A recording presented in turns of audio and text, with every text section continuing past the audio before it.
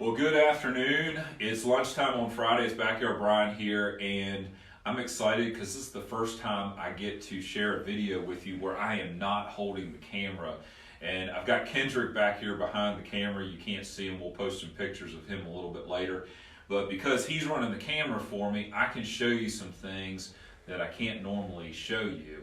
And I thought today I would answer one of the biggest questions that I get asked all the time, and that is, what materials should I use on my deck? And people have heard of different composites and wood, and people have seen composites, and they've seen decks that look really good and decks that don't look good. Maybe you've had all those kind of questions too. So I thought I would get out there and try to show you guys a couple things, and hopefully that will help you figure out what's the best material for your deck. So I'm going to kind of go in cost order. Now everything kind of varies in cost, but what's right for you may not be right for somebody else. And I want to stress that at the beginning, that there is no one size fits all. I sometimes recommend that clients use wood. Sometimes I recommend that clients use certain types of composites, sometimes PVC, and it really depends on what their goals are for their project, and what they really prefer. But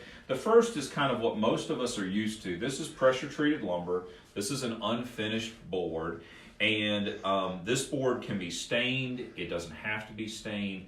The wood is treated with a solution, and then it dries out, and that solution basically keeps it from rotting. And so this material will last a long time. It won't rot, but what it will do is it'll start cracking and checking and things in the sun. And so that's what a lot of people don't like. And then if you stain it, that helps protect against that, but that becomes an every few year maintenance project.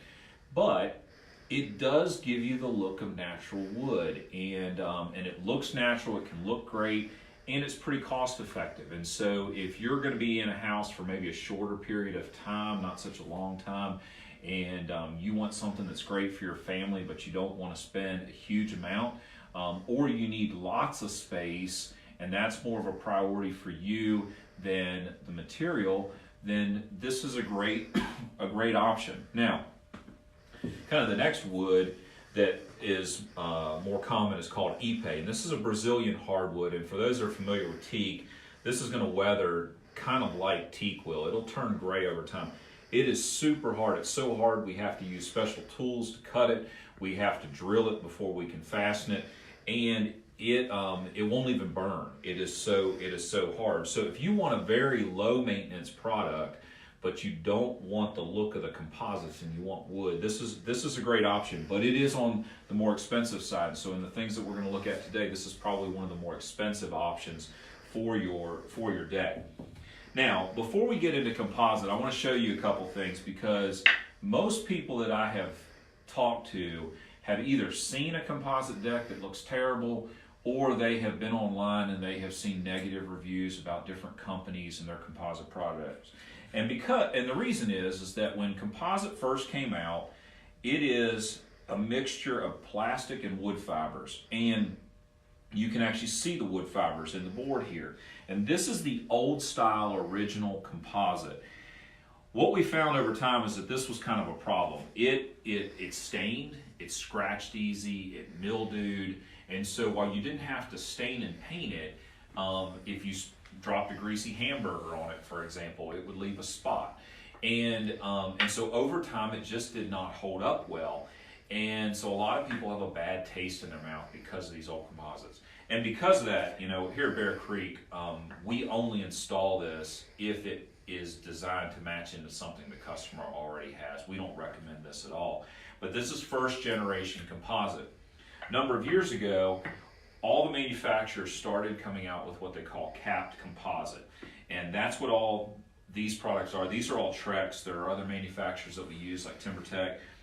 But what they did is they took the composite board, which you can see right here, and they covered it with a cap material that makes it almost indestructible. And that cap keeps it from scratching, staining, all those kinds of things. And so in terms of price, you kind of go from pressure treated. When you jump up to composite, you're going up 30 to 40% depending on how much decking is involved in your project, and you know, you end up with a product kind of like this. Now, the step one in the composites are colors that are solid. And this is where, let me get a drink of water here. And so this is where you have to kind of decide what your priorities are. These materials look like they're painted, so they are solid, uniform colors, and which that's what some people want. But some people want the low maintenance of composite, but they want something that looks more natural. So we're going to talk about that in just a minute. But these capped composites last a long time. You've got great warranties, usually 25 to 30 years, depending on the manufacturer. And we install them, as you can see, this board has a groove. And so what we do is we have a special gun that shoots a clip like this right into the side of the board. And so the board is actually fastened with these clips, and therefore you don't have screws in the surface. It makes a very nice, clean look. And as you can see, there are lots of color options here. There's reds, there's dark browns, there's grays, light browns. You can get a lot of different colors, but these are all solid. And so that's kind of step one in your composite.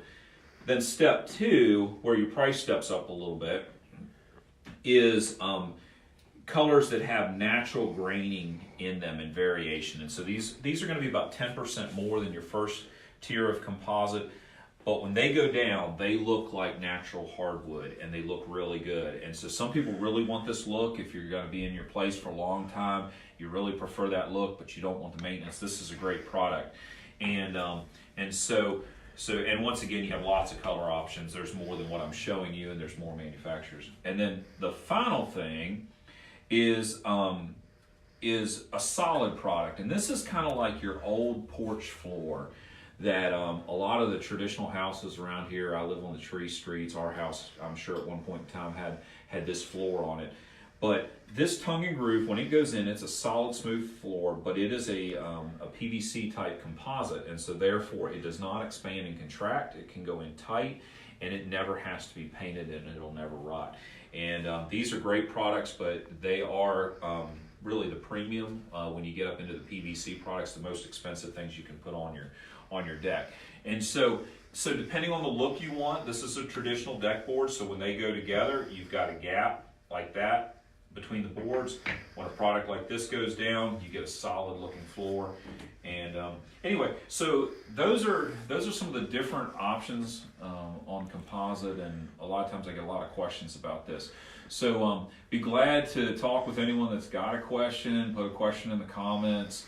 I'll try to answer them as much as I can, but just hoping that you have an amazing time with your family this weekend. I realize it's cold, so nobody's going to be on your deck right now this weekend. It's super cold here in Virginia, but spring is on the way. It's going to be 60s next week, and maybe you'll get outside and take a look around at your place and see what it looks like from the wintertime. Kind of look at the deck, see what kind of condition it's in, and if you need any help trying to figure out what you should do or what would be the right thing for you and your project, I'm more than happy to help.